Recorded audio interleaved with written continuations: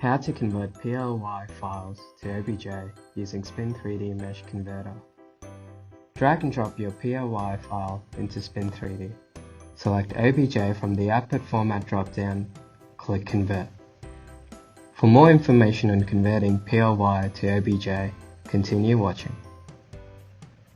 Click on the Add File button, select the PLY files you wish to convert and click Open. You can also drag and drop your PLY files directly into Spin3D. Preview your original file before converting by selecting the file. The preview window is on the right.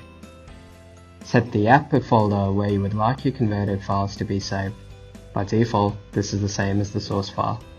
Click on Browse, choose your folder and click Select Folder. In the Output Format drop-down section, select OBJ. Click on Convert to start converting the selected PLY files to OBJ. To convert just one file, select the desired file and click Convert. For more Spin3D tutorials, please visit the address shown on your screen.